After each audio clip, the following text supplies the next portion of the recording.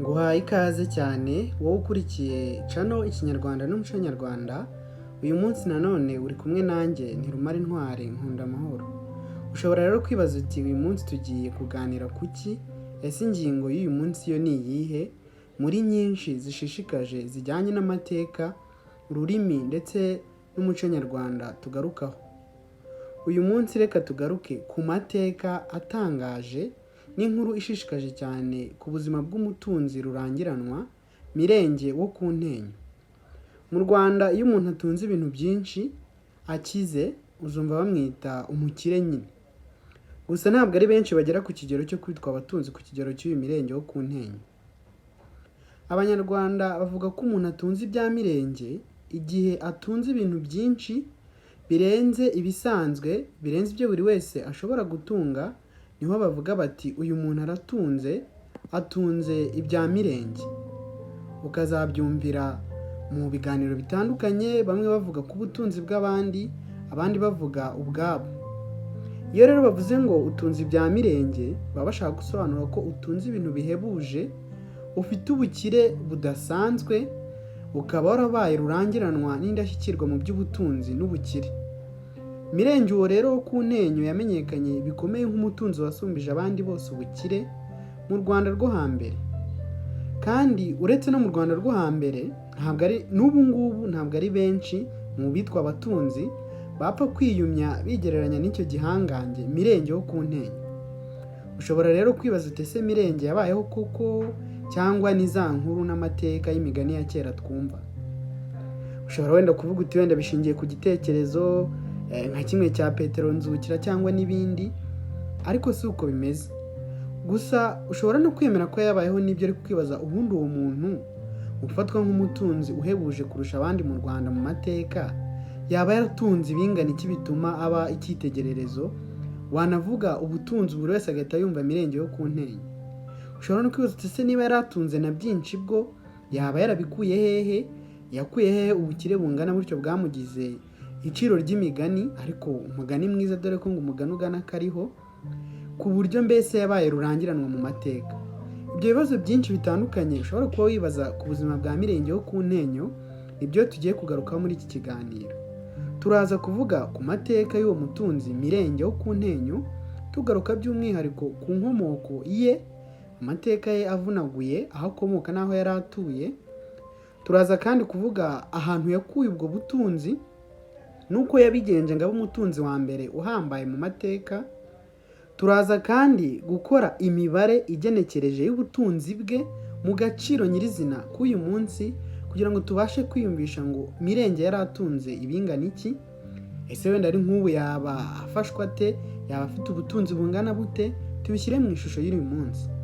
Turaza kandi gusoza tureba umurage Mirenge yasize, yaba ari mu by'ubutunzi, ese ni bande bazunguye ubutunzi bwe, wenda byagenze bite? Ese mu bijyanye n'imibereho y'abantu n'amateka n'icyitegererezo no kwiga twamufatiraho masomo ki? Ni uwuhe murage yasize?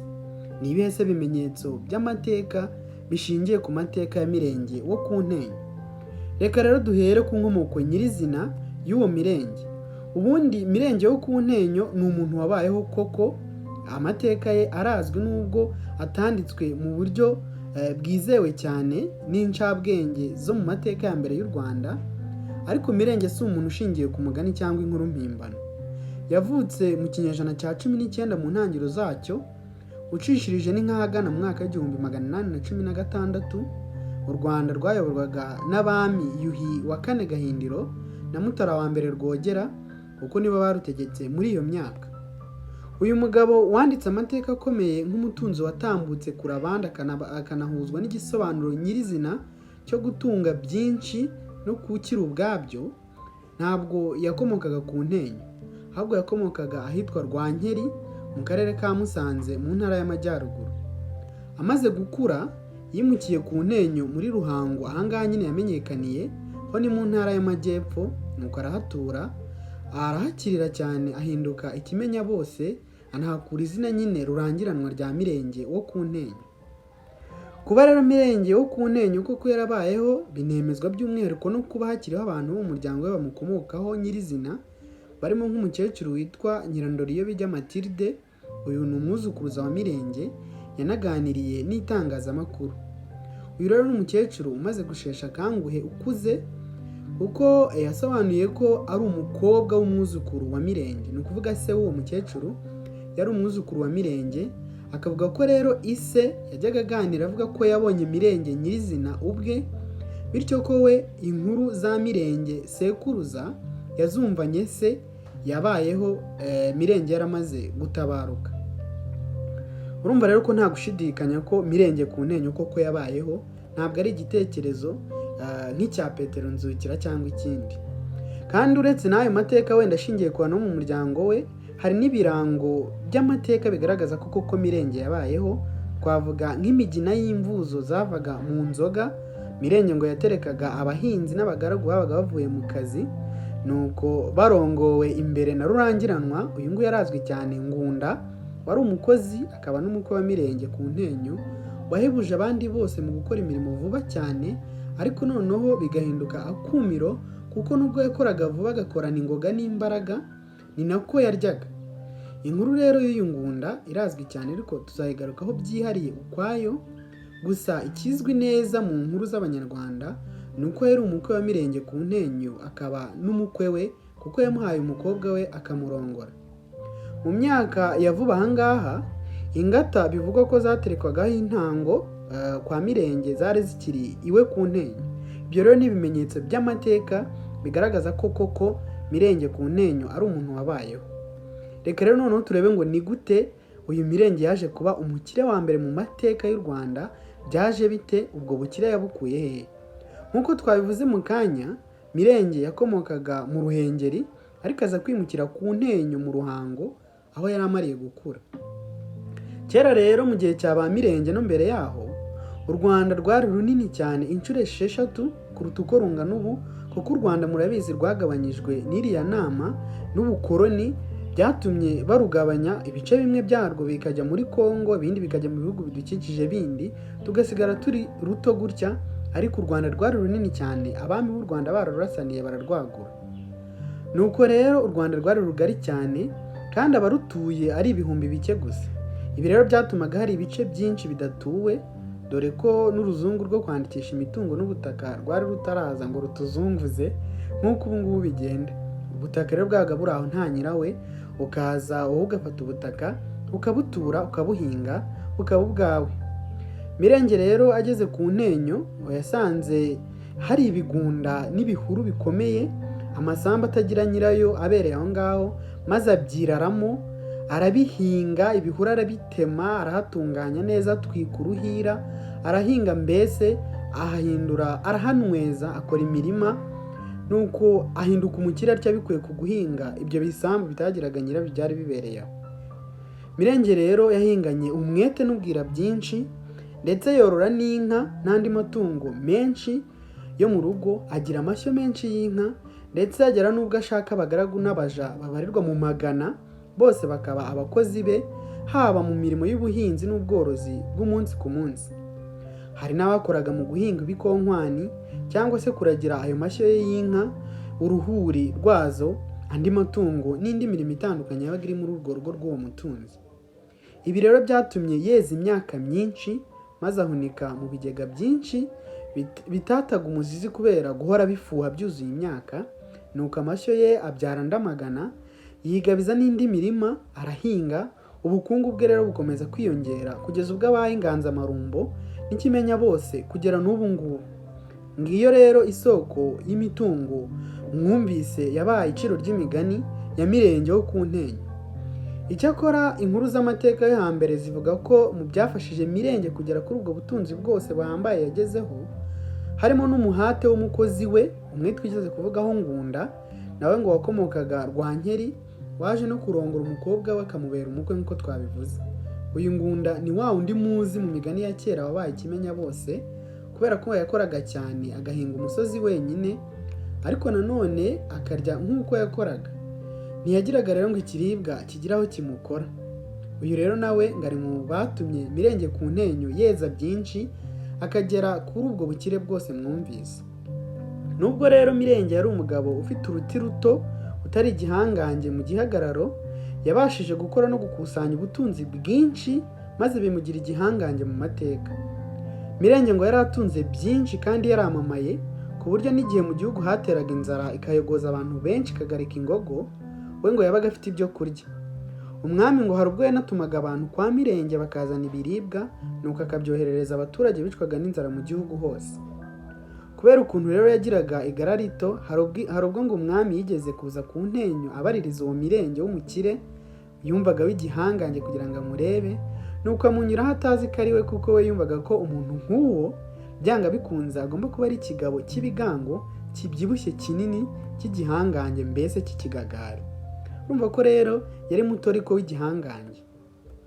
Nguko rero aho Mirenge yakuye ubutunzi bwe n'ikigero bwari buriho kugeza ubwo rero watabaraga umwami n'igihugu muri rusange mu bihe by'amage, bari mu minsi y'amanyunyamfizi n'amatsa babuze uko babigenza. Ubundi rero ushobora no kwibaza ariko se Mirenge ko yabaye iciro ry'imigani agakora amateka akomeye, ubundi ubutunzi yari afite bwanganaga bute? Mirenge yari umukire bingana bite? Abo mu murenge wa Mirenge n'abakuze bo ku Ntenyo aho komoka bose bavuga ko Mirenge yari afite ubutaka bunini cyane, akagira abaja benshi, abahinzi, akagira inka nyinshi, amashyo, akagira abashumba n'ibindi. Birumvikana ko kubera ko nta bukungu bwa kizungu bugizwe n'amafaranga n'ibicuruzwa by'ubu bya kijyambere bwabagaho icyo gihe, ubutunzi bw'umuntu bwapimirwaga ku butaka afite, ingo n'ibikingi afite, amashyo y'inka atunze n'andi matungo, abaja n'abagaragu ahatse n'ibindi bintu gakondo kandi bifatika bitandukanye bashoboraga gupimiraho ubutunzi bw'umuntu. Biragoye cyane rero kuba wabona amateka atomoye ashingiye ku mibare yatuma wemeza neza 100% uko ubutunzi bwa Mirenge bwanganaga, ariko ushobora gushingira ku makuru y'abo mu muryango we n'abatuye aho yari atuye, maze ugacishiriza ukamenya nk'igipimo ubutunzi bwe bwariho. Mirenge ngo yari afite imisozi myinshi iriho imirima ye yakundaga guhingwa na wa mukozi we Ngunda, ngo wusaga ikivi mu kanya nk'ako guhumbya kubera gukoresha amasuka menshi icyarimwe. Mirenge kandi yari atunze imirima migari cyane, yahingwaga n'abandi bagaragu be, nk'uko twamaze kubona ko yari afite benshi cyane. Amateka rero ye agaragaza ko Mirenge yari atunze imirima ya Muyunzwe, iya Ntenyo, iya Kirengeri, iya Tambwe n'iya Buhoro. Aha hose hakaba hari ubutaka bwa Mirenge. Kuri ubu ngubu Muyunzwe ni akagari kabarizwa mu murenge wa Mbuye, aha hose ni mu karere ka Ruhango. Aka kagari keramo imyumbati cyane. Ntenyo yo ni akagari ko mu murenge wa Byimana, naho Buhoro ikaba ako mu murenge wa Ruhango. Kirengeri yo ibarizwa mu murenge wa Byimana, aho hose ni mu karere ka Ruhango nk'uko nari maze kubivuga. Ukaba wumva rero ko yari afite ubutaka bugari cyane, wagereranya n'utugari dutanu kuri ubu utwo nyine tumaze kuvuga hejuru, wumva ko ari hafi nk'umurenge wose w'ubutaka. Mirenge rero ntiyari yoroshye, yari umutunzi ukomeye cyane. Ni ihurizo rero rikomeye kuba wagena ushize amanga ingano y'ubutaka bwe n'agaciro bwagira mu mafaranga y'ubu. Gusa nagerageje gucishiriza ngereranya ubuso mpuzandengo bw'imidugudu igize utwo tugari two mu karere ka Ruhango twahoze ari mu butaka bwa Mirenge. Nanifashishije kandi ibiciro mpuzandengo by'ubutaka muri buri kagari nk'uko bigaragara mu igazeti ya leta igaragaza ibiciro fatizo by'umutungo utimukanwa yo mu 2021. Imibare rero nakoze igaragaza ko Mirenge yaba yaratunze ubutaka bwabarirwa mu gaciro kari hagati ya $589 na $2,944 mu mafaranga y'u Rwanda y'uno munsi. Urumva ko rero yari umutunzi koko ufatika, wari ufite imitungo ibarirwa muri za miliyari mu butaka gusa. Kandi nabwo ni ukugereranya ducishirija, ntabwo iyi mibare ariyo 100%. Icyakora ntabwo Mirenge yari atunze gusa ubutaka, kuko yari afite n'amashyo y'inka nyinshi, amateka agaragaza ko ngo zageraga kuri 200. Nubwo nta gihamya ndakuka dufite ko uko bavuga ubutaka bwe bwanganaga ariko bungana, cyangwa umubare w'inka ze bavuga ariko koko wanganaga, turakora imibare dukoresheje amakuru ahari, dore ko koko Mirenge yari umutunzi usumba abandi bose mu mateka yo hambere. Ku isoko rero ry'ubu ngubu dushobora nko gukoresha igiciro cy'ikigereranyo cy'ibihumbi 400 ku nka imwe ikuze, nubwo ashobora kurenga cyane akagera no muri 600, cyangwa akaba yajya munsi gato nko ku 300 cyangwa 350, ariko reka dufate icyo giciro cy'imbumbe y'ibihumbi 400 ku nka imwe ikuze. Niba rero Mirenge yari afite inka zigera kuri 200, urumva ko tugurishije buri nka muri zo yari kuba byibura afite miliyoni 80 z'amafaranga y'u Rwanda mu nka gusa. Uyongeye rero kuri ka kayabo k'imirima ye twamaze kubona, urumva ko muri rusange Mirenge yaba yaratunze byibura amafaranga, imitungo ibarirwa mu gaciro k'amafaranga miliyoni 669 na miliyari 3 na miliyoni 24 mu mafaranga y'u Rwanda y'uyu munsi. Gusa ahangaha wibuke ko Mirenge yari atunze ibindi bintu byinshi birimo nk'andi matungo atari inka tutamenya uko yanganaga n'umubare wayo, yari afite ibikingi n'indi mitungo tutamenya uko twayigereranya haba mu ngano cyangwa mu gaciro. Urumva rero ko yari afite ibintu byinshi. Umwanzuro rero hano ukaba uko dushingiye ku mibare y'ikigereranyo twakoze, ubutunzi bwa Mirenge wo ku Ntenyo muri rusange ntabwo byanga bikunze bwaba buri munsi ya miliyari 3, kandi burenze byibura miliyari 3 na miliyoni 100 mu mafaranga y'u Rwanda y'uyu munsi, ubariyemo n'ibyo bindi byose tutabona uko dushyira mu gaciro kuno munsi cyangwa turondore kuko nta makuru yabyo dufite ahagije. Ikindi ni uko ubutunzi bwe bwaba bwararengaga kure iki kigero cya miliyari 3 na miliyoni 100, cyangwa bukaba bwari buri munsi gato. N'ubundi Mirenge ikizwi nuko yari umutunzi ukomeye wahebuje abandi bose bo mu Rwanda rwo hambere, kandi n'ubu ibigwi bye bikaba bikidutangaza. Mirenge rero yabaye igisobanuro cyuzuye n'urugero rwiza rwo gukora ukagera kuri byinshi no guhiga abandi mu butunzi no kurumbukirwa n'imirimo y'amaboko n'ubwenge bwawe, bityo ahinduka ikimenya bose n'iciro ry'imigani kugeza ubwo n'ubu ngubu ari we abantu bose bafatiraho urugero. Rero Mirenge burya nta gahora gahanze yarashyize arasaza, nukava ku isi, ariko asiga umurage ukomeye w'ibigwi n'amateka atazibagirana mu nkuru z'Abanyarwanda. Ushobora rero kumva mvuse niho ukibaza utese ibyo bigwi ni ibihe, umurage yashyize ni uwuhe? Hari rero ibirango byinshi by'amateka bikomoka ku mateka ya Mirenge wo ku Ntenyo ndetse n'umurage yasize ukomeye. Ushobora nko kwibaza utese umugabo ukomeye gutyo amateka ye yararangiye burundu pe birangirira. Ushobora no kwibaza utese imari ye wenda y'akayabo tumaze kubona hejuru yageraga muri za miliyari 3 yarengeye he amaze gusaza? Biragoye rero kuba wasubiza uko byagendekeye ubutunzi bwe amaze gupfa, kuko ayo makuru naya kera cyane mu myaka irenga 200 ishize. Gusa ushobora gucishiriza ukavuga uko bwagiye bugabanuka mu bisekuru byagiye bimusimbura, kuko abuzukuruza ubuvivi n'ubuvivure bwe babaho ubuzima busanzwe kuri ubu ngubu nk'abandi bose, nk'abandi baturage. Urumva rero ko nta butunzi budasanzwe bukomoka kuri Mirenge ku Ntenyo bakigaragaza. Icyakora ku Ntenyo aho ngaho muri ako gace mu mudugudu wa Buhoro hafi y'umuhanda wa Kigali Butare hari umugina w'imvuzo. Uwo mugina ngo wakozwe n'uko bahamenaga imvuzo zavaga mu nzoga. Izi ni za nzoga twigeze kugarukaho zanyobwaga n'abahinzi ba Mirenge bavuye mu mirima.